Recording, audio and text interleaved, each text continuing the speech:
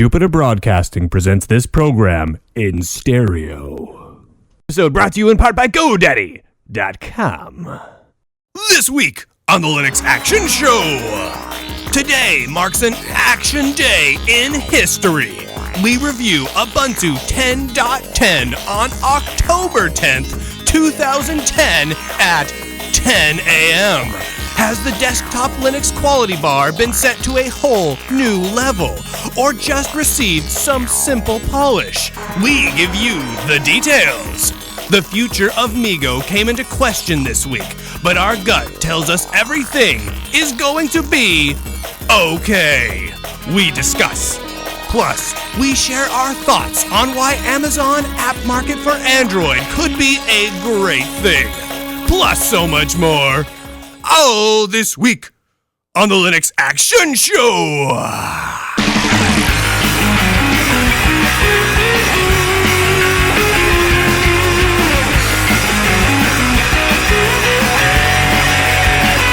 And welcome to the Linux Action Show, ladies and gentlemen. This is Season 14, Episode 1, the inaugural episode of Season 14. My name is Brian. That guy is Chris. Hey there, Brian. Jaguar is the world's most powerful scientific supercomputer. Say that again. Jaguar? Jaguar, Jaguar, you mean? Yeah. You mean Jaguar. Have you seen this thing? One of the listeners in the chat room before the show, I had a whole another Runs Linux all lined up, and I was like, totally going to cover this. But no, he sent this our way. It has 220,000 Now wait, before we go into how awesome the Jaguar is, let's talk about the thing that you were going to cover. Because if you remember the last episode, which was Season 13, Episode 10. It was bad, man. It was awesome. We had these autonomous flying robots and everything. Lasers. I come in here and sit down this morning, and Chris is like, well, I've got a Linux. How did you describe it? This is the Gen Touch, dude. And No. He said specifically, now this week we got this thing. Yeah, I was not too excited about it. I'm like, well, that's not going to do, man. We got to find something different. So we got the Jaguar. Yeah, I like this Gen Touch because it's an Android tablet that snaps into a netbook housing. We've seen that before. Yeah, we've seen it before. It's cool. I'm not the price they say on this thing's going to be around $350 with a gigahertz CPU. Not bad. I know. And this one that we're looking at is called the Espresso Doppio or something like that. It looks cool. A little more expensive with a 10-inch screen and 160 gigabyte hard drive capacity. Supposedly Android 3.0 with a 3 megapixel camera. That all sounds really good, and they're going to have multiple different SKUs of it. The buzz is bad, though. Really? Buzz is they're built cheap. Oh. So I mean, it's not that expensive. Hey, what are you gonna do? I want to give us a fist bumple right here. A little fist bumple. Boom. We're doing Ubuntu 10.10 review today. We're recording on October 10th, 2010. At 10 a.m. At 10 a.m. Yeah. That's meant to it's be. 10. And all of that adds up to 42 day. Well, except unless you count in the whole 10 a.m. thing, then there's an additional 10. And then who knows what I was it is. choosing to discard. Because, I'm trying to get on board with something, and 42 day is pretty geeky. I even wore a 42 shirt. You did. I did. I wore it. Yeah. You've had that shirt a long time. I have. I think you've had it since high school. Almost. Yeah, I have. Almost. You've had it as long as I've known you. So 42 day, Brian, if you want to do things to celebrate, you can do things like make a cake with friends. That's what it says 42day.com spelled out. Yep. That's what it says. That's one thing you can do on 42 days, make a cake with friends. You can also generally have a splendid time on 42 day, Brian. So, Man, I love how hardcore 42 day is. I mean, it's hardcore. Yeah. Make a cake, and they also have a crazy recipe with 42 different ingredients and things like that. Now, I got a couple of different Android picks. We've got a massive Ubuntu review coming up. We got some crazy news coming up. Before we talk about all of that, though, Brian, I want to talk a little bit about Danica Patrick and her GoDaddy.com. Is that we specifically? What's great about GoDaddy.com is if you go there right now, you can see Danica Patrick. I do like that aspect of it. Not necessarily. Sometimes it's not Danica Patrick. True. Sometimes it's someone else. Hopefully, they know now by Sunday mornings they want to put Danica Patrick. You put Danica Patrick on there on Sundays because that's part of Sunday, ladies and gentlemen. Is Danica Patrick at GoDaddy.com. Yeah. The other thing that's nice about GoDaddy.com is you can register domain names and get servers there. That's pretty cool too. They can have servers also that run Linux. They do, as a matter of fact. GoDaddy.com runs Linux. Now, here's the thing. That Jaguar server, massive server we talked about, it has like 80 billion Opteron cores. I betcha GoDaddy has more. Oh, and you know what? I bet even the world's most powerful supercomputer registered their domain with GoDaddy.com. You know what? I bet you they did. And when they did, they typed in the word Linux at checkout and saved 10%. Or they said, you know what? We're going to actually host our entire supercomputer at GoDaddy.com and just type in Linux 20 and save 20%. Oh, so they probably saved 20% off their supercomputer hosting. That's right.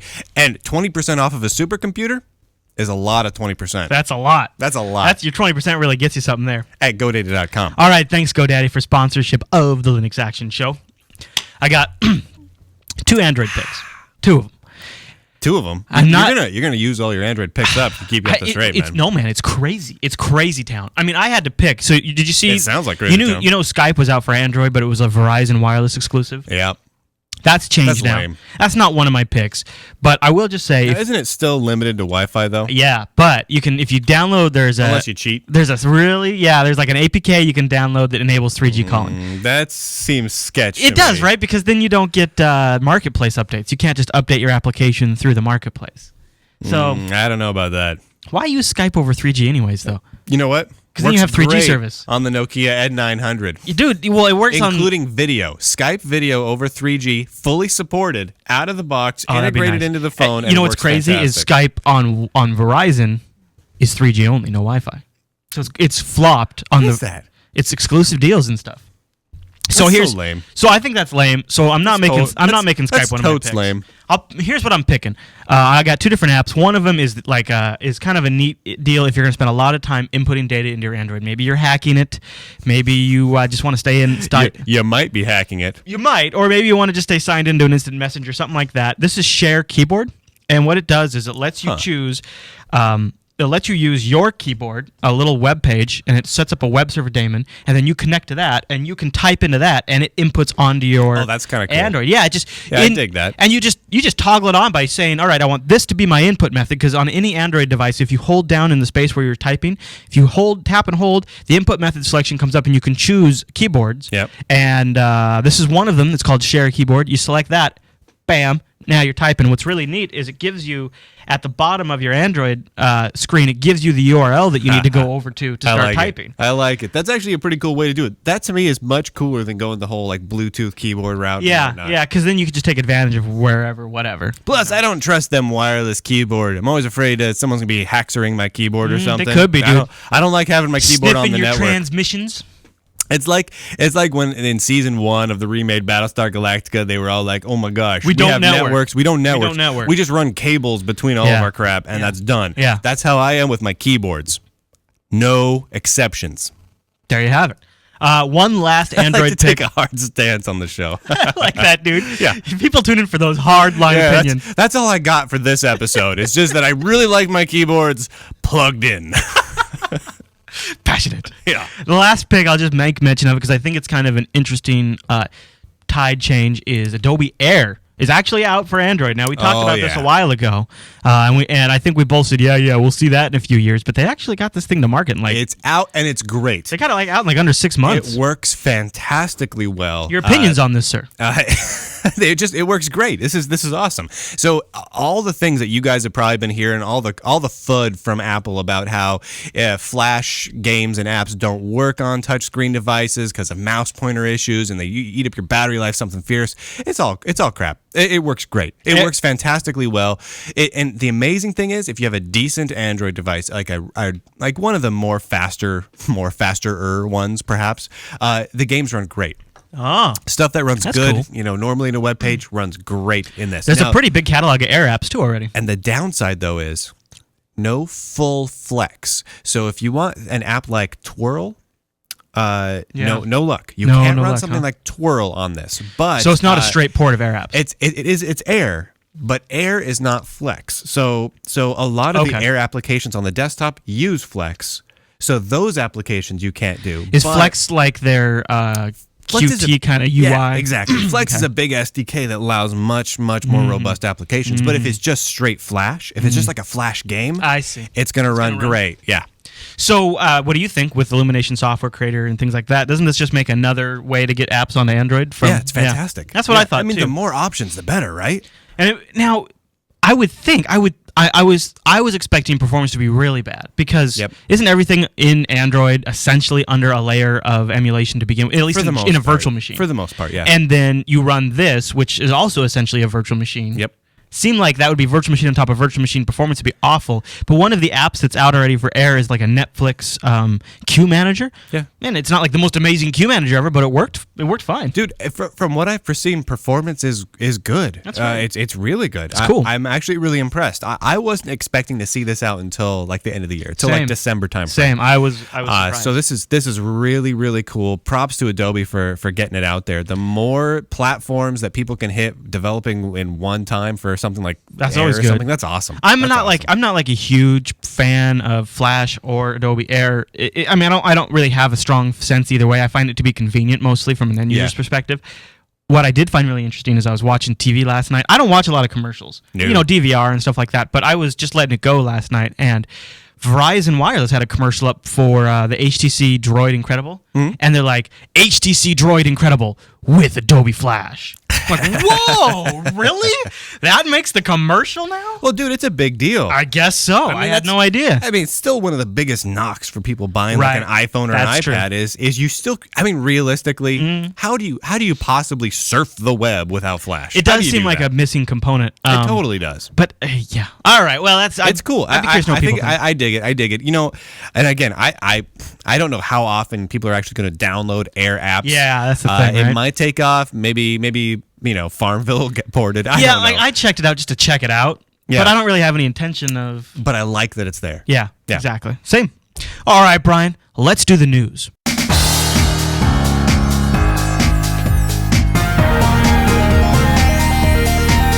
What's new in the news this week? All right, Brian, the top story on the news docket for this week.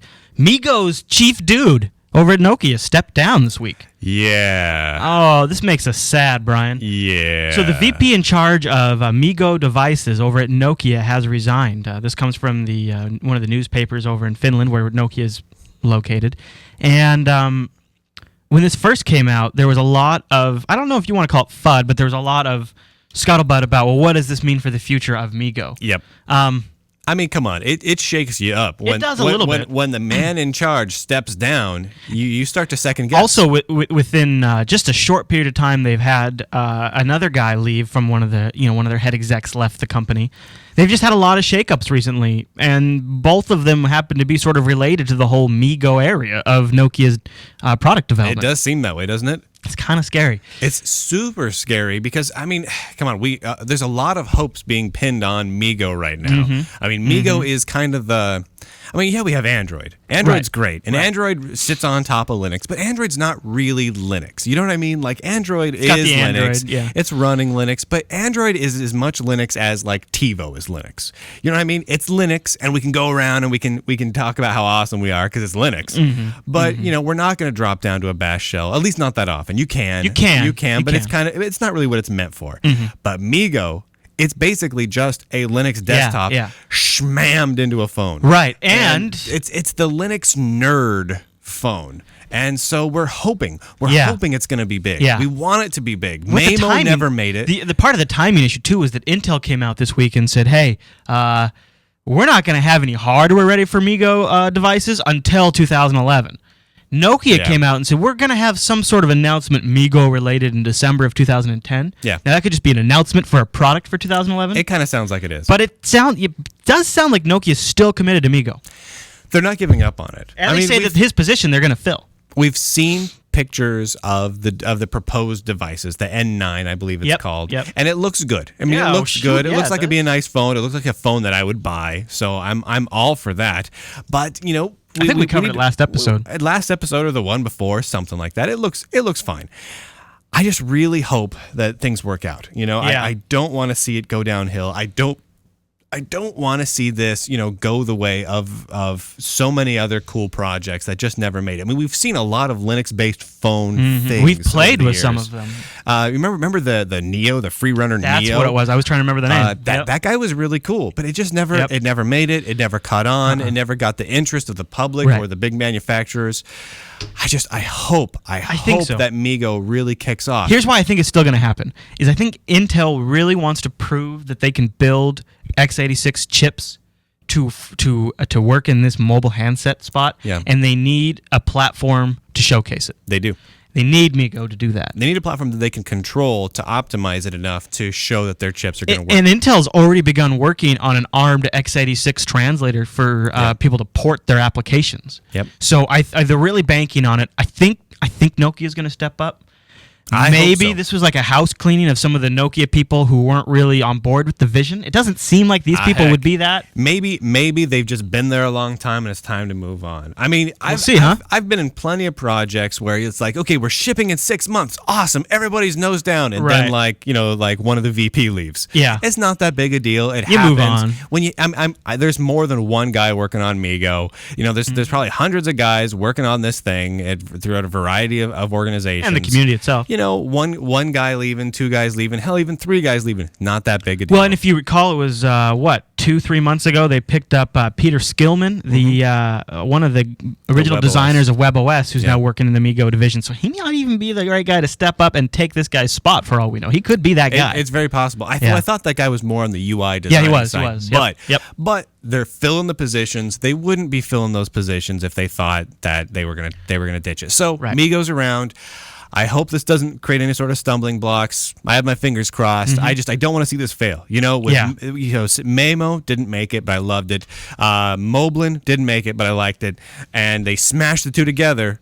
So I kind of want that one thing to make it. You know what I mean? Exactly. That resulting one smash And it looks like project. it could, what we're seeing so far. In fact, if you want to get your hands on sort of the early stages of MeeGo, they're calling it 1.0. Yep. It's going to ship in Fedora 14.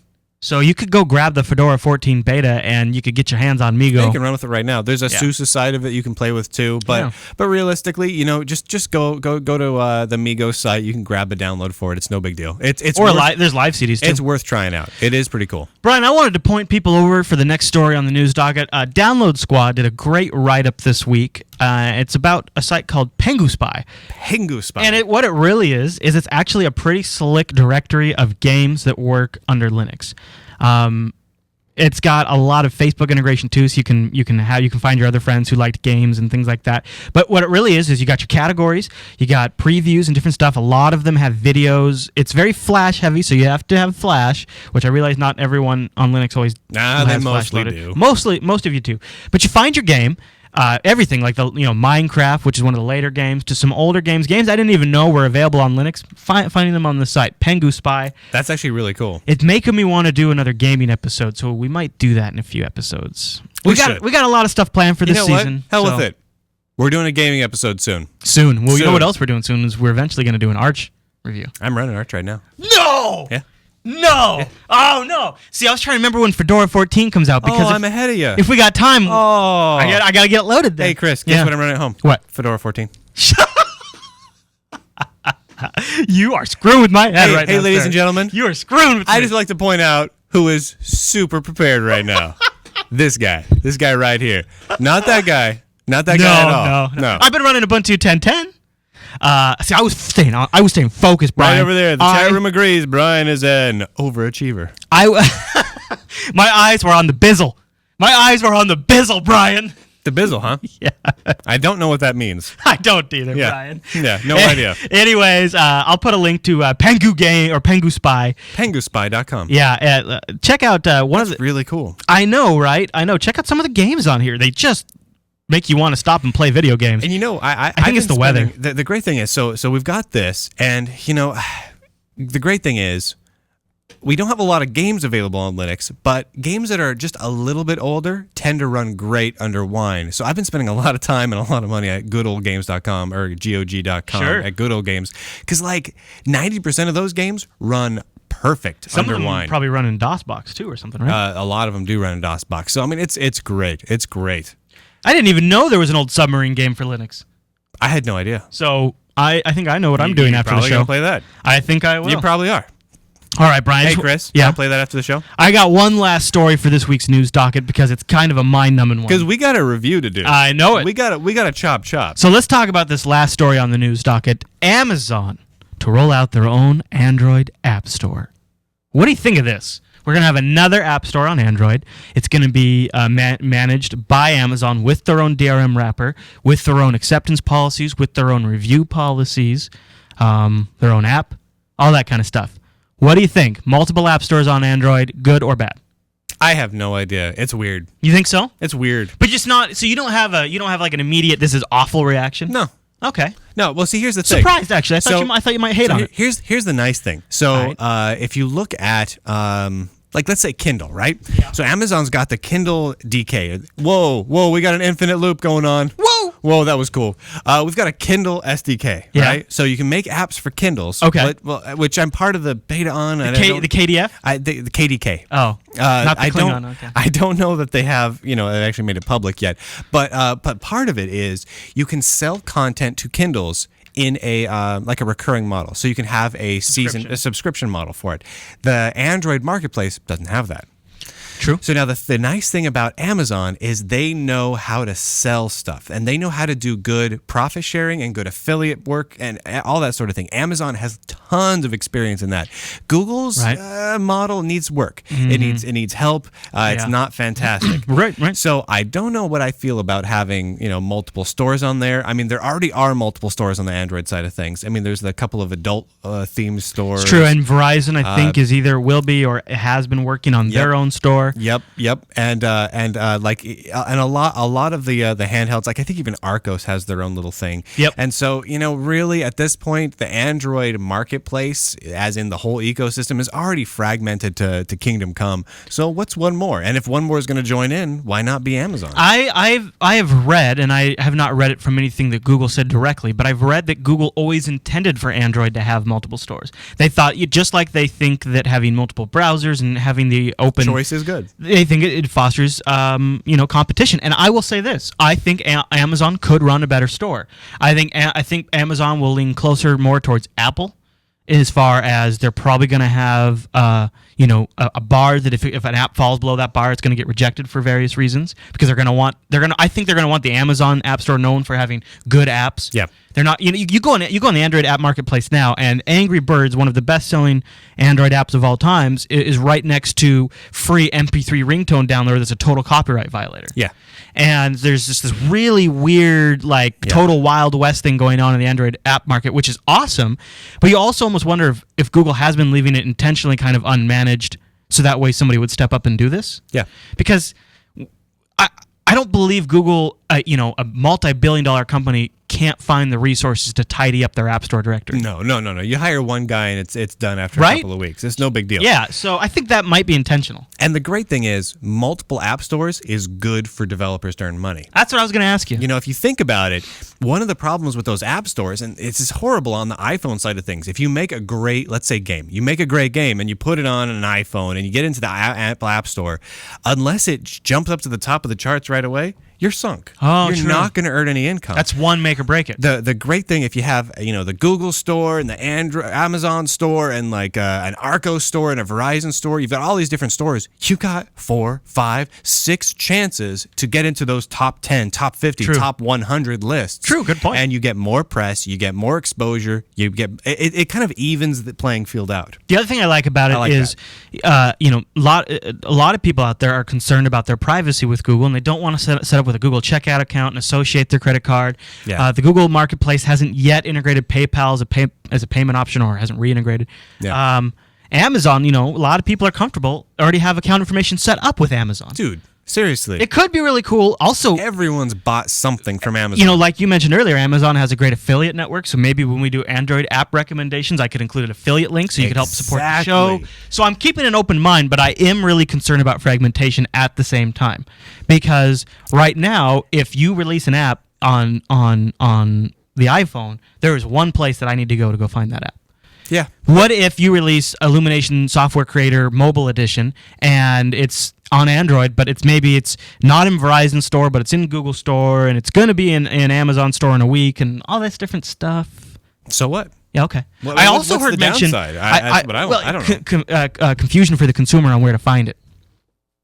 You know what that means, though? Consumer's going to look around. Yeah. And the result of consumers looking around to find stuff is buying more stuff. True. So for developers, I mean, which is where I look at it from, this just means more sales. Also, I heard mention that their terms of service leaked, and I'll link to this in the show notes. It looks like they might offer developers the ability to pre-list as like a pre-release, pre-order kind of a thing. That's cool. Right? Yeah. So you could start building the PR early and have people just that. pre-order, and then once the application's released into the marketplace, the Amazon app, theoretically, which is auto-download it. Yeah, and install it, and boom, you've got it. That's way cool. That could be really neat. Mostly, I'm looking forward to the possibility of subscription models because honestly, I've looked at the possibility of doing some apps with a subscription model, like an MMO. Let's say you make an MMO. It's really difficult to make an MMO for handhelds right now because you end up having to have people download it, maybe have it free, and then log on to your website and then charge create an account. Yeah. It's really complex for an end user, so the MMOs haven't been doing well. But what if you could have a $1 a month recurring charge right from the store? That would be Don't have to set anything up. You don't have to create some new account. You just grab it. You're done. That opens up a lot of possibilities for devs. Or what about, people like us? Let's say we made a show. We made a show that was just for Android, just about Android, and you get it downloaded directly to your Android phone. A $1 a month thing, the app or video gets downloaded right away. It's a lot of options. So I like that Amazon's getting into this because they know how to do the stores. They know how to make it so it's flexible and good for both consumers and the people selling the stuff. Google, they're huge and they've sold a lot, but they don't really know that market. They don't seem to have that thing down. They don't have the whole human connection thing down. Yeah, exactly. They know it. Amazon knows how to deal with customers. They know on it a one-to-one basis. To the point where everyone feels good, for the most part, buying stuff from Amazon. Dude, you've seen how much S I get from Amazon. Oh, yeah. I'm an Amazon dude. You have a hallway filled with Amazon boxes. You buy like toilet paper from Amazon. I would. I buy paper towels. Diapers, awesome. Yeah? Yeah, dude. Yeah. Anything in bulk like that, it's great. Yeah. So I'm curious to see where they go with this, and obviously once they release something, I'm going to load it on my phone and try it out. You sure are. All right, Brian. Well, that's all the news for this week.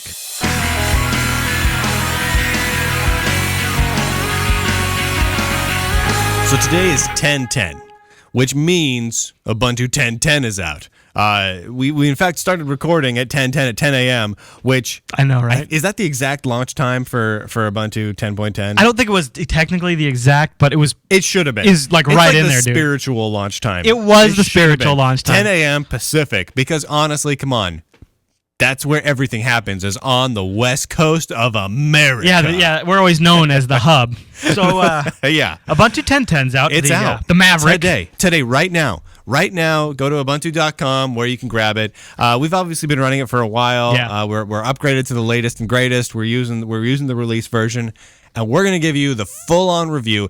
After we give you the review, we're going to be talking to one of the editors and writers over at omgubuntu.com to talk about kind of their take and the community's take on it. But for now, let's dive in. What do you think? Just general gut reaction. 10-10. Good. My gut reaction is real good. Not total crap. No. My gut reaction is I've installed it on two different systems that I've used in my daily production. My main desktop, my main workhorse workstation, and a little crappy extra MacBook that I inherited.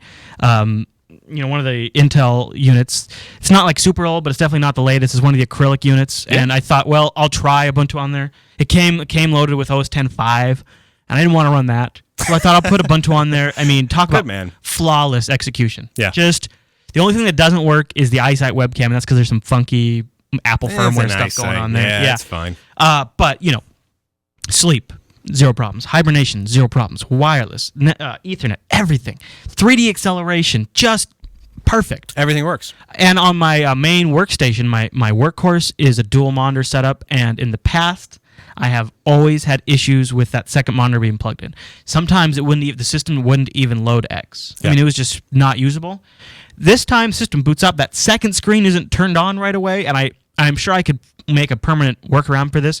But if I just open up the NVIDIA control panel, hit apply, it's on, and it stays on until my next reboot. Well, that's not bad. That's the only workaround thing that I've had to do for all of this in the That's entire not time. bad, really. No, I really Yeah. don't mind that. Yeah, that's not terrible. I mean, yeah. If I, you probably want to make that work just right because come on, making it work just right is important. Son Goku in the But- chat room asked, "How's the multi-touch on this MacBook under Ubuntu?" And it's you could probably speak better to the whole multi-touch aspect, but I do get like two-finger scrolling and stuff like that Yep. on this guy. Yep. So that works. So no, I've been playing around a little bit with multi-touch. We don't really have massive multi-touch in Ubuntu 10.10. So the thing is, it's gotten a lot of hype. I've got the touch screen tablet down there that has multi-touch support on it, and We it reviewed works, that a few episodes ago. and it's great. It works great. And in fact, Ubuntu 10.10 out of the box, the touch screen works. Okay. The webcam works. The wireless works. The 3D acceleration works. Everything works. There is nothing that doesn't work out of the box. That's nice. Well, I should preface that I have to use the restricted drivers Yes. for the Wi-Fi. Yeah. But As I do with my NVIDIA card. I consider that out of the box. If you can one click, Yep. and it says, "Hey, do you want Wi-Fi?" and you say yes, Yep. and then you get Wi-Fi, that's out of the box. Agreed. That's not really a workaround. That's perfect. So that's the only thing though is that there's not a lot of multi-touch. So you can click and drag all your windows around and click to interact with your screen and just Okay. tap in the touch screen. When I saw it was really slick. It's really slick. It's really smooth. The precision is perfect. The multi-touch isn't really there yet. You can go and install Talking a like pinch lot of zoom, or what are we talking? pinch Okay. zoom, right-clicking, click hold. Basically, the gestures are not fully baked in yet. You can go and install them. You can go and install all the multi-touch stuff. There's a PPA for it. So they have actions for different types. They're just not Yes. done yet. They're just not really there yet. And they'll get there. They will. Yeah. And you know what? I'm sure we'll see a lot more of them included as time goes on. But if you want them right now, you can get them. They're a little bit beta-ish in my opinion, Okay. but they're not all there out of the box. So this new version of Ubuntu, one of the things that I think we've both noticed is really, really great power management. And this one, Ubuntu is shipping with 2.6.35, I believe, which means that I feel like this has been one of these things they've said forever, but this is finally supposed to be one of those things where it's going to stop pulling your hardware as much and save battery power. I probably get about 3.5, 4 hours on this MacBook. I don't know. I actually really don't really run unplugged. I have so many plugs that I don't really run unplugged that often. But I think I've gone 3 to 4 hours before I've plugged in again. Just that I stopped around there. I don't know if it would have kept going. Hey, that's great, Chris. Ask me how much battery life I get Hey, under Brian. Ubuntu 10.10 on the Lenovo S10 3T netbook/tablet. Tell me. About 9.5 hours. There you go. And you got the 8 cell on there, right? Yeah, it's a big, giant Herkin 8-cell extended battery that acts like a giant handle. But yeah, I get about 9.5 hours. Super. By the way, Ubuntu reports it as having about 5.5 hours of battery life available when you first start using it. It goes down to about 3, where it stays until it actually is 3 remaining. So many, many hours, and then it takes off. What I like is if you look over at the power menu in GNOME, they have some really interesting power charts to help you sort of diagnose your charge profile, like maybe any particular battery capacity issues, or how frequently you start to discharge and then charge back up again. And if you look at, you can also look at how accurate it was at guessing your charge, which is kind of what you were talking about. Yeah. And mine's still jumping around a bit. It takes a little while to get Mine's all over the map. Mine's just never right. It can't figure it out. It's almost like Ubuntu. The whole system sees the battery and it's like, that can't be right. Yeah. That's not possible to get that much battery life. And it just assumes I'm going to get less. I think that does actually happen. So that's a GNOME feature. This version of Ubuntu is also rocking GNOME 2.32, which includes improved power management. It and sure then does. Tied in with that nice new kernel that Ubuntu 10.10 shipping with, you're going to get those features. So while you can't really say that it's Ubuntu that's bringing you the new GNOME, because all the distros are going to do that. I think that that polish of bringing it all together, there's something untangible there that's more than just taking a release package and including it in your distro. There's that extra level that Ubuntu goes. Even if it's something small that they're doing, it really all feels tightly integrated. Yeah. Overall, it seems really good. I mean, even things like the Ubuntu Me social network menu. It's there just like it was in 10.04. It's a little more polished now. That's great. The volume control panel now has integration with Rhythmbox. Oh my gosh! And if you install a plugin, which I got working, sir, and if you install a plugin, you also get Banshee in there, which you have to do. So that works fantastically well. So out of the box, honestly, this feels like a more cohesive package than you get with either, say, Windows or OS 10. currently. Way more. Which really kind of blows me away that we're at the point now where we're looking at having a simple, easy to use package. If you're watching the audio version, if I'm holding over my volume control now, and there's a Banshee player controls built into the volume control menu. That the album artwork, the track title that's playing, all that. Now kind of stuff. That's not by default though. No, not for Banshee. By default, it comes with Rhythmbox, but the plugin for Banshee is easy enough to install on there. It's fantastic. And honestly, here's the thing: after installing Ubuntu 10.10, I love it, with some exceptions for certain apps that I immediately install 3 applications to replace what's on 10.10. Banshee, F-Spot. Well, Banshee, F-Spot to replace Shotwell, and Dropbox to install to replace Ubuntu One. I tried Ubuntu One, and Ubuntu One, even for free, you get 2 gigs. But right now, it's only syncing your bookmarks if you have a Firefox plugin. Right. And I'm using Chrome. And it's synchronizing your contacts. Cool, except for I'm using Evolution now has support for Google Contacts, and I'm using that to synchronize my contacts, so don't need contact sync. Yep. And I don't believe there's much else in the way of what it actually sync on your desktop yet. There's like one or two other small things. And the interesting thing is I'm kind of a big user of Conduit. Which Conduit basically allows you, if you haven't checked out Conduit, it allows you to basically kind of sync anything to anything pipe data from one app to another. Yep. So if you want to have all of your notes continuously from Tomboy piped out to files, it's easy enough to do. And then I have all those files dumped on my little Dropbox. I love folder. Conduit. That's cool. You're still using it. It's a great app. So I don't really need Ubuntu One. They obviously made some improvements in Ubuntu One. Ubuntu One looks nice. I tested it out. It worked well. But I'm such a diehard Dropbox user at this point that migrating to Ubuntu One would be painful. That's my situation too. If they continue on their current track, if they keep adding more stuff to the Ubuntu One store, it's gonna be, they add more support, more features, more syncing, I'm going to be hard-pressed to stick with Dropbox and not jump over to I Ubuntu absolutely One. feel the same way. I don't feel like Ubuntu One's there yet. Not for me. And I think the unfortunate aspect of that is I feel that Ubuntu One has been a heavily touted feature of 10.10. Like, they're really talking up the cloud integration of it. Yep. And it's just not there for me at the moment, though I already see it. So close. Yep, I see that. So close. The big thing that we haven't talked about yet in Ubuntu 10.10 is the new software center. I should mention, the chat room just reminded me, I do also replace Firefox with Chromium. Yeah. I go immediately hop in, install Chromium, and uninstall Firefox. Have you tried the new sync feature in Chrome?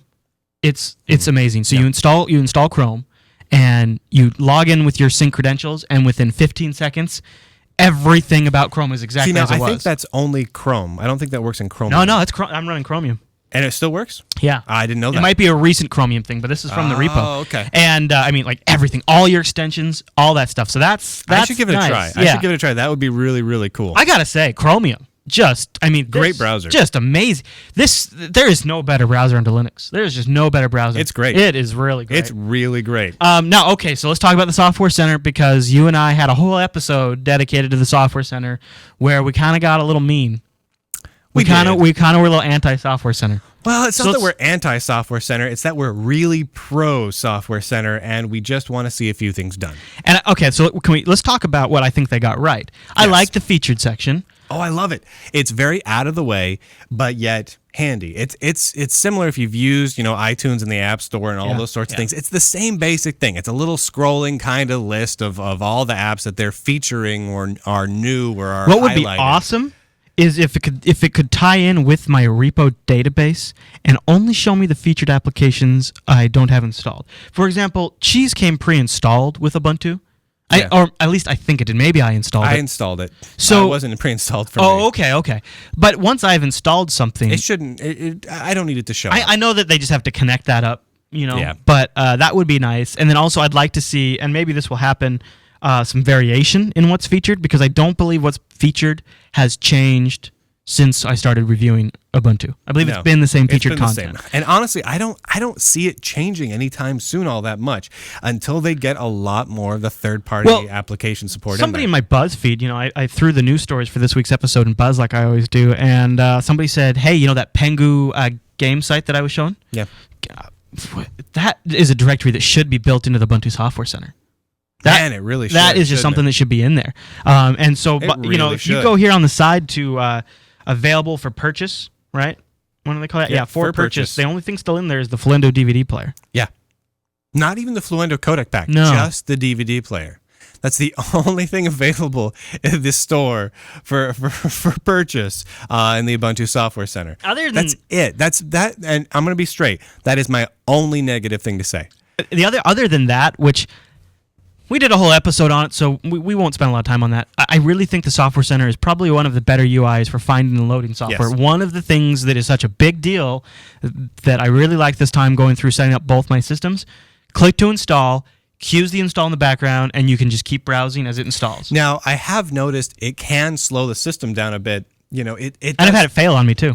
I've had it fail once, but for the most part, it's been pretty rock solid, and it does chug because you're installing software while you're browsing for more software. Yeah. So there could be a better way to do that. It could be cool if you queued it up, but honestly, that might get a little more confusing for end users. So I kind of like how they did it. I went back and forth on that one, but I've decided I like how they did it. I would like to see it just seems like 2010, almost 2011, it isn't the time to build a Python GTK looking application. It's time to build maybe a nice web UI with a daemon that runs on your desktop, maybe through Ubuntu One, that is a push install just like Android applications. So on Android, even when you're browsing the marketplace, when you hit install, you're actually triggering a push command from the Google Marketplace servers to push that application to you. Right. And so when they turn on the Android web marketplace, that functionality is going to be the same when you're browsing through the web. Canonical could have a web-based store, so anyone who's not even running Ubuntu could peruse it to see if that's something they might be interested in. And then when you install it, it could connect to like the Ubuntu One daemon running on your system and do an apt-get push command right there. Oh, maybe there's something to that. That would be nice because then cool. Maybe people could extend that so you could push entire software packages to workstations. I'm really trying to think of how to scale Ubuntu 10.10 as a desktop across a lot of machines, and that's one of the areas that's coming up short for me is software management. Nice. That would be really, really nice for sure. Yeah. For me, honestly, the only thing in the store and in the whole app center is it comes down to there's only one app for purchase. Yeah. There's and I talked with Canonical about it. They're obviously interested in bringing in a lot more third-party commercial applications, like Illumination Software Creator. I was pushing them on it. I'm like, I really want to get this in there because, and I said this on a past episode, if I don't have stuff in there at launch, I was never going to hear the end of it. I tried. I tried. They're not interested in having in new applications at this time. They're not ready for it. It sounds like that's going to happen quickly before the next Ubuntu release. I should. There's no reason to wait. They're talking about, and this is somewhat unofficial because this is just conversations I've been having with individuals at Canonical. Okay. They're interested over the next few months rolling out more and more applications into the App Center. That makes sense. For purchase. They have limited resources. They have to focus. I understand. I just would have. Okay, it would have been cool if they could have done the new Software Center and then just done like a point rev. Yeah. And just turned on the store with apps in it. I kind of would have liked that as well. Yeah. I mean, they always do the point revisions anyway. Why not kind of just roll that into it? I think that would have been better. Or just have a couple more apps in there, or a few games, or something. Just something even free stuff. Well, in the purchase side of things, because if you go into the for purchase, there's only one, and that just makes you cock your head to the side and go, "Really, just one?" Because then you've got just this little tiny entry at the top of the list, and it's kind of almost comical. I don't want to go too far in this, but I go back into I almost don't even like separating free from commercial. It kind of still sets like this segregation kind of. Totally. This software isn't as holy as the other software, kind of a thing. I think that's the purpose, though. Okay. I agree with you, but what are you going to do? Yeah. I actually, on the Linux side, this is horrible. I prefer it because on the Linux side of things, it does kind of help find it. There's not a lot of commercial software. Yeah. So I mean, if you go to my website, I have a page up there that's just for here's commercial software I've been able to find. There's only really like 30 or 40. So it kind of gives you more exclusive placement in a way. It gives you really exclusive placement. I'm down. I mean, if you're a game developer, like Hothead Games up in Vancouver, British Columbia, they make like 4 games I think for Linux, or 3, or they make a couple. The Penny Arcade games I know are for Linux. Yep. So there's not a whole lot of commercial Linux games. There are plenty. Yeah. But there's not a ton. Yeah. That's so true. they make a significant percentage of them, which That's a good point. helps out their sales. Yeah. I see what you're saying. I kind of dig that. Now, we touched on it real quick. The Me menu, it integrates in with your email, Twitter, and using Gwibber, it actually it gets in with all sorts of different services. Yeah. The thing that I think is really right about Gwibber integration and the Me menu and all of that stuff is that it's one menu entry.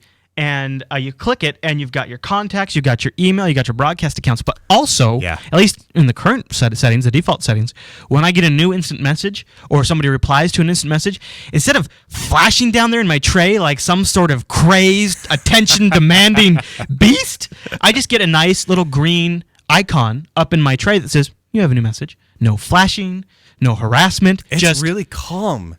It's like it's soothing to get messages. Like, by the way, when you're ready to click here, there's going to be something in this menu for you. Yeah. You get a new email. You get a new instant message. You get a new Facebook mention. You get a new Twitter retweet.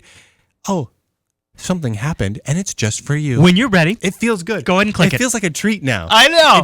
Instead of me feeling like, oh my God, I got work to do, it feels like a treat. Honestly, I get to interact with the world now. Honestly, I know that sounds like I'm a mental case, but that's truly honestly how I feel. I feel the exact same way. That's funny because it's such a small thing, and it is a paradigm shift in my interaction with all of those things. Yeah. My interaction level has gone way up. Way up. Stuff. Yeah. Me too. Like I was kind of like dropping off on like the Facebook and the Twitter, it's and too honestly demanding. on a lot of my email too. I will wait and I'll go through it later. But I just glance over there. Hello, Brian. How you doing, Brian? Yeah, people want to talk to you, but only when you're ready. And I love that. Before we get, is Brandon right? Before we get Brandon on the show, is there anything else you want to cover on the 1010? No, overall, I liked it. It's a stable release. It's good. Honestly, I don't really see a lot of reason to stay with 1004, the long-term support, unless you're in like a big organization and you need the long-term support. Honestly, move to 1010. And at the same time, though, I don't know what I would point to and say you've got to get this feature. I think just overall, if you're a nerdy person, you're going to move to 1010. I don't see any reason not to. I don't see any reason to wait. I'd still like to see in the next release, I'd like to see something from Canonical that says, this is Ubuntu, and this is why Ubuntu is going to be king for a while. Yeah. Because right now, I'm seeing, man, this is a great desktop. And that is awesome, and I'm glad we're at this point. It's a great desktop. It's like, meh, so the desktop's awesome. That's where we're at now, and that's great. Yep. But I'm ready to be like, oh my gosh, everybody run out, go do a disk upgrade, go get your free CD for 1010, because it's going to let you do... I don't have that. I don't have that answer. So in my review is great release, not super compelling, but I think it lays like with the software center, with the excellent execution on power management and all that stuff, it does set a standard for usability. It does. Definitely sets the standard. It really does. And one other thing I wanted to point out, you'll notice, and with most of our reviews that we've done for a lot of Linux distros, we start out by saying, oh my gosh, it's ugly. Or, oh my gosh, the default theme sucks. Yeah. You notice we didn't even mention it. Yeah, it's true. We dove right in. And why? Because it looks good. It does. And it looked good in 1004. It's minorly polished in 1010. It looks good. For the most part, I think... I do have a couple of quibbles. The icons still feel unfinished. Like half of the icons are purple, half of the icons are orange. Yeah. Honestly, purple and orange are not good together, guys. Get rid of the remaining orange. Just get rid of it. Come on, pick a color theme here and go with it. Yeah, I can see. But otherwise, honestly, they all look good. Everything's high quality. The default themes and backgrounds, they look good. It's great. They did a nice job with it. Even with Ubuntu One integration into Nautilus, there's a couple of spots where you're like, hey, if you have Ubuntu One, you could sync this folder. You could right-click on this folder here. Just check this checkbox, and you're gonna be syncing this. Yep. The way they integrated it, it looks nice. It's pleasant. It's not too obstruction-y. It's not obtrusive. It's just like, oh, I could do that if I wanted to. And I'll say this: it feels good. A closing thought here on the Software Center. I have found new software through it that I have never tried before. And I think that's not one of the best compliments you can say for that new software center. I don't know what is. This program here that I've seen mentioned before, but actually seen screenshots and reading about it. I finally went down. Yeah, I finally went out, downloaded it. It ties in with Nautilus. So I can right-click on a video file and just say, "Hey, transcode this for my HTC Evo." It works great. It's neat, and it's amazing. The way they feature stuff now in the software center really does help find it. So I hope they keep that current. Phenomenal. Now, if you're using another Linux distro, if you're using SUSE, if you're using Fedora or Mint or something, honestly, is Ubuntu 10.10 the one that you should move to? I'm not going to say that straight up. Honestly, if you're using Fedora, yeah, you really should upgrade to 10.10. But realistically, there are some great distros out there right now. We're going to be reviewing a lot of stuff going out through this season. We're going to be doing a review of Arch, which is a whole different deal. You know what I mean? It's a whole different way of looking at Linux. So I'm excited to try it. Ubuntu may not be the Linux for you, but honestly, it's the best Linux out of the box for the average person. My second tier right now, in that regard, would be OpenSUSE. OpenSUSE is great, and honestly, if OpenSUSE's various tools like the build service and the SUSE Studio and all the other great tools that you get that tied in nice and tight, if they had that with some of the really cool social integration and desktop integration features that Ubuntu has, that would be impossible to pass up. You could see SUSE's challenge would be there could be so much cool stuff in the build service, and now you need to highlight and feature that. Right. So they really, Ubuntu's got like half of the equation figured out down. Stuff that Windows and Apple and Microsoft have not figured this stuff out yet. They just haven't. Right. So Ubuntu's got it down. Huge kudos to the Ubuntu team. Now there's a lot of other projects out there that have kind of got the other half figured out.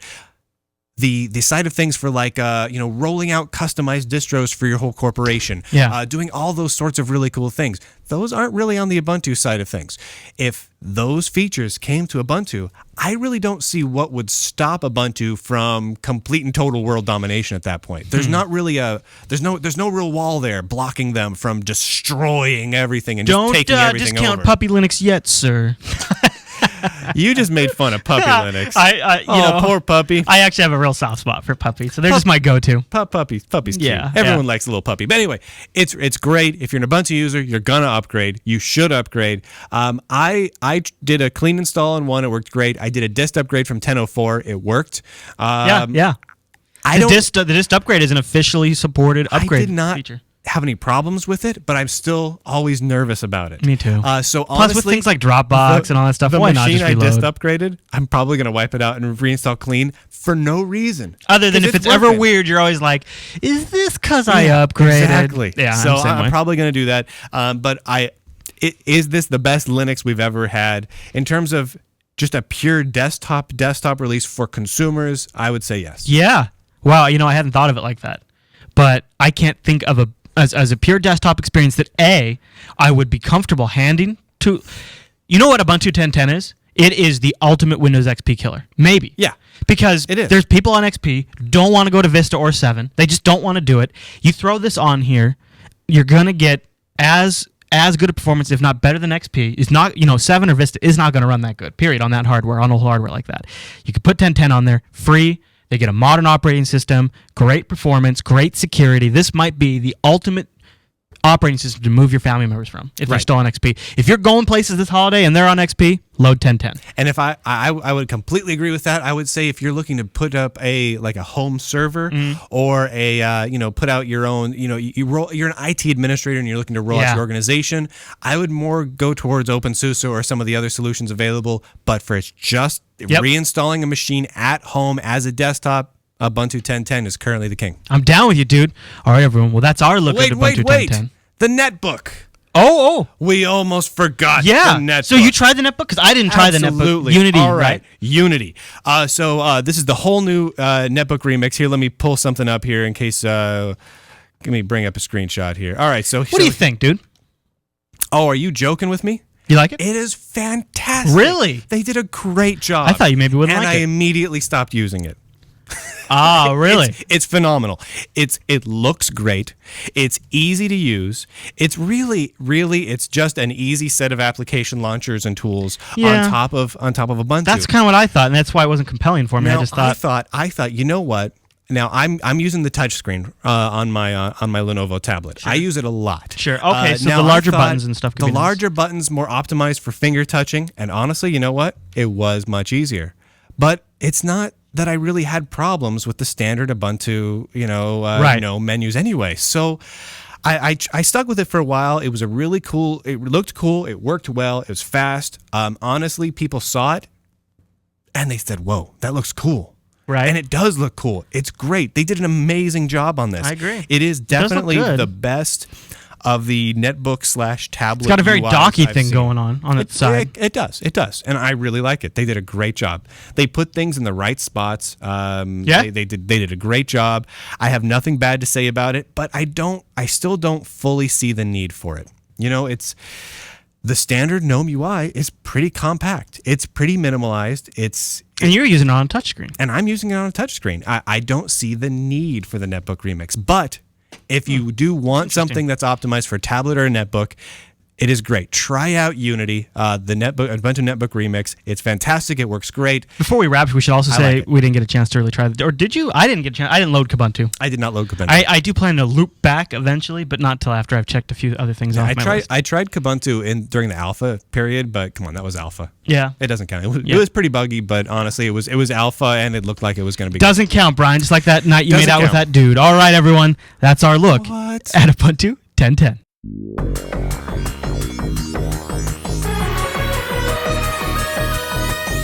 All right, so we've done a review of Ubuntu 10.10, and it was epic and awesome. Good job, dude. And here's why. Because we're awesome. But why are we wearing these stupid headphones? We got these stupid headphones for those watching the video version on because we thought it would be cool to bring on someone from the outside, someone not from the inner sanctum of Jupiter Broadcasting and the Linux Action Show. Those people exist? To give their viewpoint on how Ubuntu 10.10 shaped up, how it's going to impact the community, how it's going to change the world. That's a lot of things. And we thought, you know what? Who better to do that than one of the writers from over at OMG Ubuntu .co.uk.edu .gb whatever the Not website quite, is. not quite. And so we have with us Benjamin Humphrey from OMG Ubuntu. Take a bow, Benjamin. Hey, how's it going? Hey, welcome to the show. So yeah, it's like 7:30 in the morning in New Zealand on Whoa. Monday. Nice job. That's like man. 4 a.m. Well, I actually want to tell you something. Wait a minute. On Monday? Yeah, 'cause on Monday. I'm in the future right now. Yeah, No, he's no, in the no, future. no. It's Sunday right now. you don't understand. That's not how it works. Yeah, no. It's Sunday at like 11. I'm excited to fine. have Benjamin on the show because I'm a big fan of OMG Ubuntu or Oh My God Ubuntu. So Benjamin, since we got you on the phone on 10.10 for 10.10, we thought, well, I guess now it's 10.11 for you. We thought though we should get your opinion on the new Ubuntu release. Yeah. Okay. So All right. So what'd you think, man?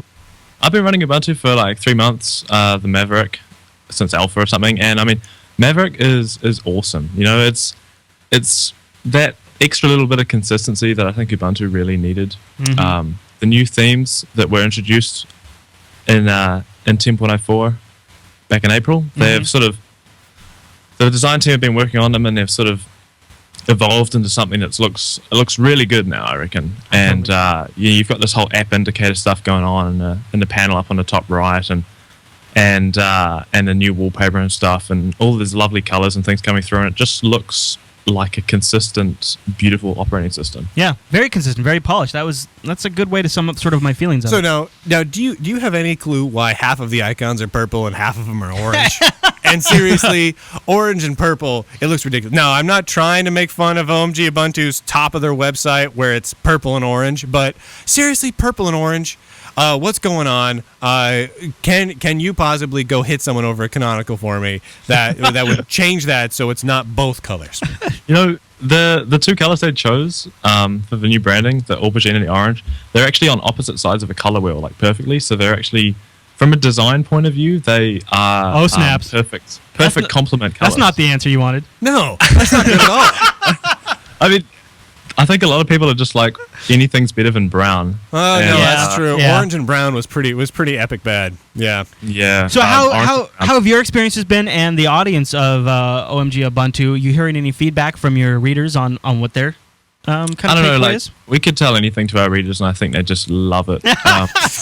Yeah, probably the people that are reading "Oh my God, Ubuntu" are probably Ubuntu fans. You know, it's interesting. We actually have a show on Jupiter Broadcasting called Brian and Chris Just Fart Into a Microphone, and people watch that Huge like ratings. every week. Yeah, huge It's ratings. ridiculous. We've recently taken it live, which means we have to be a little more on the spot, but we seem to manage. Yeah, it's not that bad. So like what you're saying is you guys over at OMG Ubuntu just kind of fart words out onto a page and do a terrible job, just totally half-ass it, and everyone loves it. Yeah. I mean, we just pick things out of a hat, really, and we look outside the window and choose some stuff to write about. I'm just and, joshing with Do you guys see a You big? guys actually have probably one of the best kind of Linuxy news review sites out there. You guys put a lot of polish into it. The site looks great, and more importantly, like the posts that you put up, you guys put a lot of great quality into it. I just want to kind of give you a little bit of a little pat on the head and say good dog. There's a good. You guys have done a great job. A good 10 things to do after installing Ubuntu 10.10 article up on their site right now. I like that. I love that kind of That's stuff. nice, yeah. Because it's totally riding the wave of my excitement. I just got my new OS installed. Now I want to go see what I can do with it, that kind of thing. So I like that. Do you guys see a big... You guys are trying to get onto Dig's front page with that one. That's what you're doing. That is a good one. Benjamin, do you guys see a big jump in traffic around the release days like this? Oh man, it spikes hugely. Like I think our release post got tweeted a couple of 100 times or something, and Nice. stumbled and stuff like that. So we get a ton of traffic, which means we really have to be on our game when it comes to the release day and a couple of days afterwards. Benjamin, one of the things that we've been really hard on, well, not really hard on, but we've been outspoken on is the new software center and kind of how the for pay area is a little bit of an underperformer. Do you have any thoughts on that? Yeah, I do actually. So the software center is like really cool. It's an excellent idea. I think it's awesome how they're trying to bring this whole idea of paid apps and stuff to the desktop, something that Windows and OS X doesn't have. And, Right. something that's been it's proven successful on Android, and you've got it on the iOS for a couple of years. But we now. haven't really seen it done well on or pretty much at all, at least directly from a manufacturer on the desktop. Except for Yeah. the Linspire side of things. Right, Click right. and run. Click and run. Yep. Yeah. Yeah, I think I mean that's the whole cool thing about Linux in general is that you've got this package management system which can deliver stuff right to your desktop, updates and everything. And so I think the software center is good. Like they should have utilized that ages ago, and now they're just slowly building in. But I totally agree with you in the fact that launching with like one application in the software center is a bit of a letdown. It's like, Yeah. we've got this whole new functionality, and then you've got like a DVD player for like $40. Right. Exactly. Seriously. Okay, good. I'm glad that you sort of are echoing that with us because I felt like maybe we were being a little hard on them, and it just seems like because it is one of the first, not the first, but one of the first desktop store software centers, where you can buy desktop applications on a computer, not like through a mobile device. It does seem like maybe there was a little more attention on it because of that. Yeah. And It really does. Yeah. Okay. I've been talking with there's some really nice guys in the Canonical team that are handling the whole software thing, and I've been talking to them because over at OMG we've been or the parent company that we own has been working on some software to sell some cool games and stuff like that, to tie into our websites and things like that. And so I've been talking with them, and they're pretty keen to get that sort of stuff in the software center like in the next couple of months, which should be cool. So we're looking at they also said they've got a whole bunch of apps queued up and stuff, so I'm definitely confident that by Christmas that list should start to sort of fill up. That could be good. We can sure only hope so. I mean, that's kind of the general consensus that I've gotten as well. But man, it's hard until we have it out there. People are going to point to the store side of it, and they're gonna kind of make fun of us. Yeah, exactly. So I'm really hoping that happens sooner rather than later. Mm-hmm. I'm with you.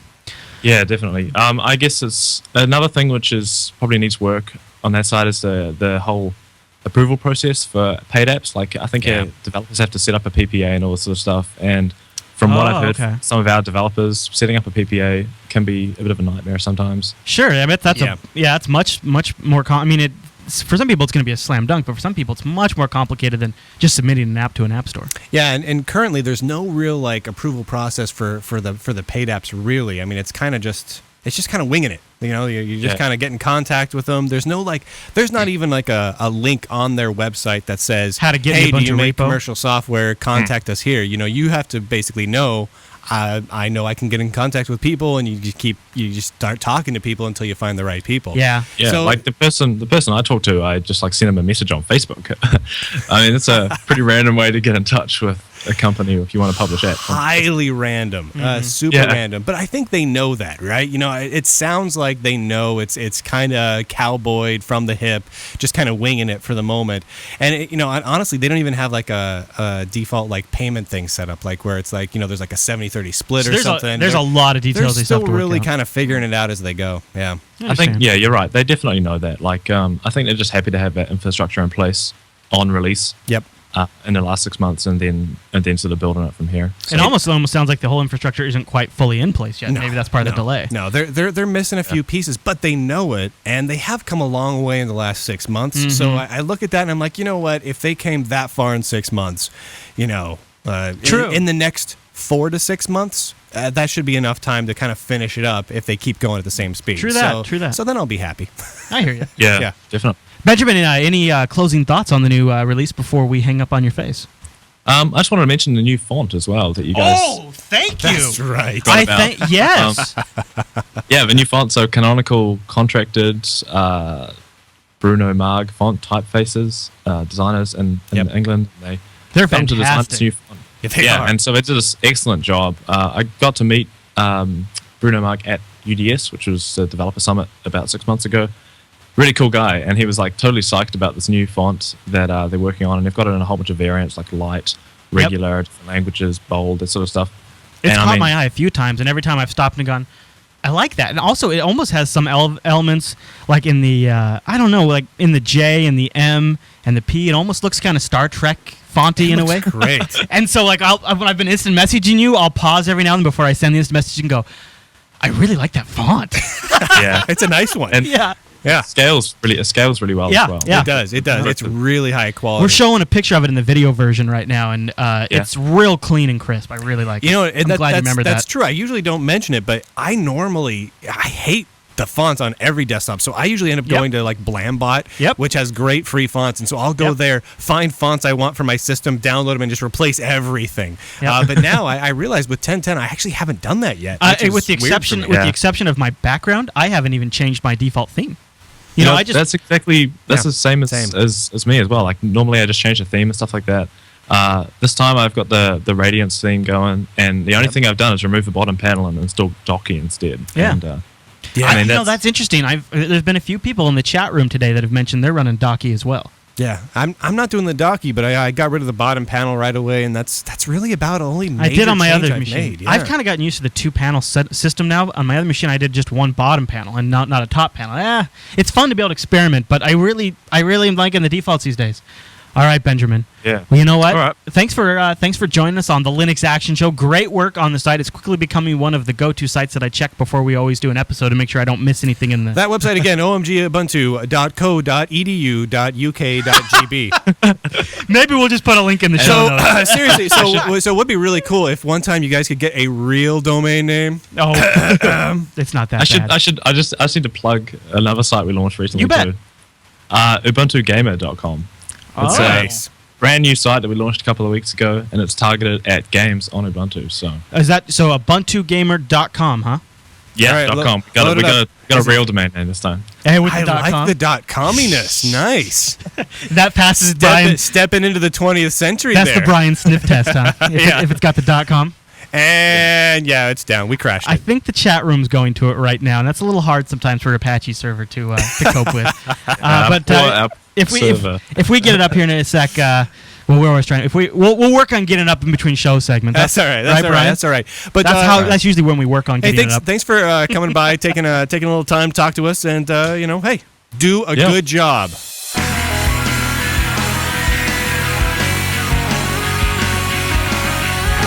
And that brings us to the end of this week's epic broadcast. Yeah, Thank buddy. you, everyone, for stopping by. Oh, before we go, I want to make one quick self-plug real quick. Illumination Software Creator 2.2 is in beta right now. Yeah. Might actually be released by the time you watch this episode. It's scheduled for release on Monday, so In depending beta, on Brian. when you get it. What's new? The big new thing is custom blocks. So you can develop your own software with little I can make my own little blocks, graphical blocks. So now if you know Python or Java for Android or ActionScript No for kidding. developing Flash apps, you can actually go in there and create your own blocks to do whatever you want for that platform. So if you want to add GPS functionality to an Android phone, you can actually create get GPS location block. And then every future enter project in I your have code. that block. You have that block. Oh, money, dude. And what's cool is it saves each individual block as a block file, an ISB file, or an Illumination software block. So I could send you a block? You can send me a block. You can post 50 blocks up on your webpage. People can download those blocks, drop them into their block folder on their system. Boom. It's available in all of their projects now, too. So now if people want to expand it, now Illumination can do anything. Here's what I'm going to do for you people Anything. out there. Anything and everything. I'm going All to of it. record something, and then I want you to make a block that triggers that recording playback. All right? Here you go. Oh, yeah. There, just make a block. That's great. follows Make a that. block that does that. I'll do it again for you. You know what you Ready? can do? Oh, yeah. No, that's the second block. There you go. You can do 2 completely different blocks. Chris 1, Chris 2. Yep. Yeah. So anyway, so that's the big new release. We were going to be adding all sorts of stuff like iPhone support and whatnot. Whoa, and so the original idea of this release was going to be the iPhone release, but this one feature became so big, Dude, and so it's like there's actually like a little mini IDE inside of Illumination. You go in and create a new block. You bring up this whole IDE where you can say, okay, here's the code for Python GTK options, and here's the variables to use and everything. So it's kind of epic. And so I thought, you know what, I'm not going to delay getting this out to people just so that I can add in another platform. So we're Another releasing platform it right will away. overshadow. That's Yeah, kind so you of a can do big that feature. at radicalbreeze.com or radicalbreeze.com/forum is where everyone's talking about it. Or you can go to blog.radicalbreeze.com if the full release isn't out, and you can grab the betas there. Cool, dude. So anyway, that's out. Of course, it's a free upgrade because I am a really great guy. If you haven't bought it yet, go buy it because it costs X monies. Yeah. You can buy it for X monies. You literally can. It is. You go to the website. There is a freaking slider. Scroll. Oh my gosh! Look at a slider. That's a slider, dude. Hey Chris, pick X monies. I think I'm going to do $74.60. Really? Yeah, why not? That is really nice of you. Thank you. Chris was a very nice guy. If you buy it for $74.60, you will get a license. You don't get anything special, but you get my gratification and the gratification of the entire Illumination software creator team. Yeah. There you Anyway, go, Brian. so that's how That's it rolls. cool. That's what's happening. It's totally epic awesome. Of course, you can still make Flash and Python and MeeGo apps and Android apps. Yeah. You can make your darn Android apps without ever writing any code. And then what you can do is you can go say, somebody help me add GPS functionality or something to my Android app. And you can have them go get a copy of Illumination, create a new block for you, send you the block, boom, where you go. I really dig the whole building via block thing. I really think that's It's awesome. It's just getting epic. I'm really excited because Oh yeah, and it runs great under Ubuntu 10.10. we've got coming up. Oh wait. What? If you go over to AsusaStudio.com, Oh yeah. you can actually get the Illumination Software Creation Station. The what? The Illumination Software Creation Station, which I admit I made a mistake. When I named it, I'm like, that's a funny name. That's a great name. And someone pointed out to me it would be cooler if it was the Illumination Application Creation Station. Okay. Maybe that could be the next rev. That would have been awesome. Yeah. I failed you guys. The next one. No, you can always build more. Still, Illumination Software Creation Station is cool all by itself. Yeah. Where it's a full version of OpenSUSE with all the requirements and Illumination built in. So you hop into it, boom, right away you've got the example projects and documentation and tutorials and the full installed project. Boom, hop in. It's a lot. You can grab a live good CD idea. or a VMware image, fill up your school labs with live CDs of the Illumination Software Creation Stations. Two birds with one stone. One, Linux all throughout your school. True that. Two, Illumination Software Creator all True throughout your that. school. That benefits A, mankind, Yes. and B, me. Yeah. So I like both of those things. I am very pro both mankind and Brian. So if you could do that, that would be what I like to call Hey, fantastical. Brian. You know what else I think we're going to impact mankind with?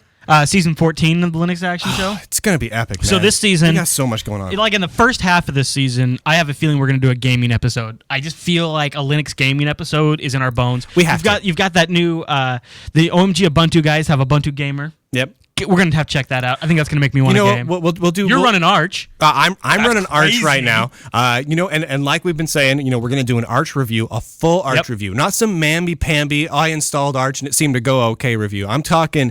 I lived with Arch for a month. What do you think? And I survived to tell about it. That's the kind of review we're gonna be giving here. That's gonna be. We've epic. got some time. The Fedora 14 release right now is slated for the 2nd of November.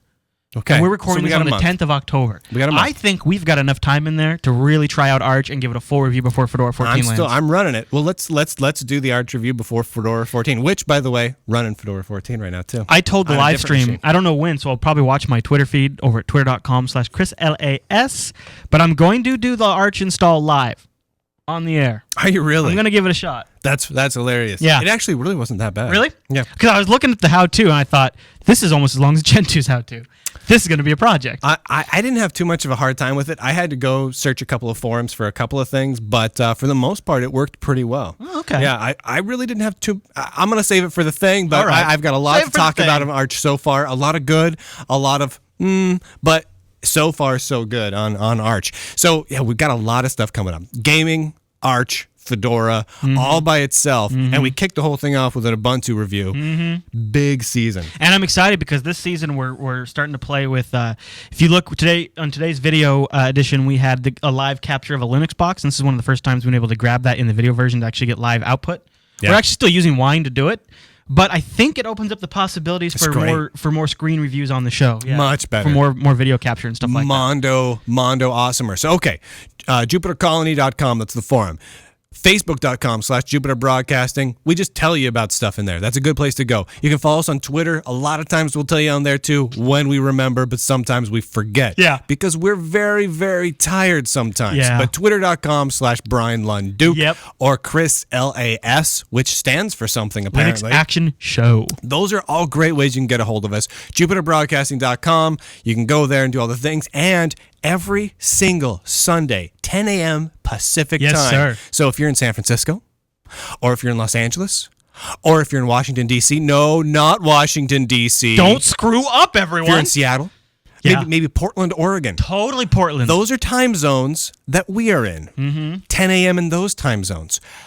If you are in a different time zone, do not ask us what time the show don't know. starts. We will get it wrong. Hey, you know what? I put a converter told someone earlier today, 10 they were like, I'm in Texas. What time's it on? 10 a.m. It's at 10 a.m. It's at 10 a.m. It's at 10 a.m. It's always at 10 a.m. Yeah, show up at 10 a.m. They showed up at 10 a.m. They're 10 a.m. Yeah. They messed it up. What they did is they made a mistake. Yeah. They're wrong. What you got to take is Deep when down we in their say core. 10 a.m., go over to jupiterbroadcasting.com/calendar, and then in there, not only do we have the calendar for every show that we do when it's live, when it releases, but there's also a time zone converter. And that time zone converter is done by computers. Yes. And therefore, it is infallible and correct. Yes, sir. This computer up here, Not so good. it does not do well Does not compute. with numbers. So don't ever listen to me. If I post a little thing on Twitter, hey everybody, Linux Action Show coming out at 10 a.m. Pacific and 14:30 p.m. in Eastern, don't listen to what everything after 10 a.m. Pacific is incorrect and or I am making fun of your time zone. 14 and a half. Because you're different Don't forget than about me. 14 and a half Pacific. You don't want to miss that. Yeah, 14. See, it's just not going to work. So anyway, I think that's everything I could possibly tell you right now. Hey, I wanted to say happy 42 day to everyone because that's also exciting. And thanks so much for watching this episode of the Linux Action Show. And we'll see you next week. That's right.